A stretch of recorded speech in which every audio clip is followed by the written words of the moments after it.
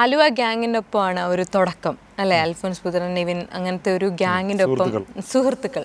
UK student വിസയ്ക്ക് പോകാനായിട്ട് IELTS കാര്യങ്ങളൊക്കെ എഴുതി എക്സാമൊക്കെ പാസ്സായി ഞാൻ UK പോകാനായിട്ട് വിസ അപ്ലൈ ചെയ്തിരുന്ന ടൈമിൽ യാതൊരു കാരണമില്ലാതെ വിസ ക്യാൻസലായി. ഞാൻ ബാംഗ്ലൂരൊക്കെ നിവിൻ്റെ കൂടെ ഒക്കെ ഇരുന്ന് താമസിച്ചിരുന്നത്. അവനുണ്ട്, അവൻ്റെ ഫ്രണ്ട്സ് ഉണ്ട്, അവൻ്റെ റൂമിൽ ഞാൻ അന്തേവാസിയായിട്ട് കൂടി.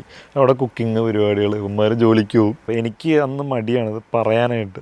ഇവന്മാർ കളിയാക്കുമോ, നീ സിനിമയിൽ പോടാറക്കാന്നൊക്കെ പറയുന്നുള്ളൊരു അങ്ങനത്തെ തരുന്നത്. അത് കഴിഞ്ഞ് ഈ ഒരു സ്റ്റക്കായിട്ട് നിൽക്കുന്ന സമയത്താണ് ഞാനത് അവൻ്റെ അടുത്ത് പറയുന്നത്. അവനാണ് മോട്ടിവേറ്റ് ചെയ്യുന്നതും. അപ്പോൾ ആൽഫോൻസ് വളരെ പോസിറ്റീവായിട്ട് തന്നെ റെസ്പോണ്ട് ചെയ്തു. എന്തുകൊണ്ട് നിനക്ക് ശ്രമിച്ചുകൂടാ, ആവശ്യത്തിനുള്ള ഹൈറ്റ് ഉണ്ട്, ശരീരമുണ്ട്, നല്ല ശബ്ദമുണ്ട് എന്നൊക്കെ പറഞ്ഞ്. അത് കഴിഞ്ഞ് പിന്നീടാണ് ഗോബൂസിൽ പോയിരിക്കുമ്പോഴാണ് മനസ്സിലായി ഇവൻ്റെ അടുത്ത് വന്ന എല്ലാവരും മോട്ടിവേറ്റ് ചെയ്ത് വിടും.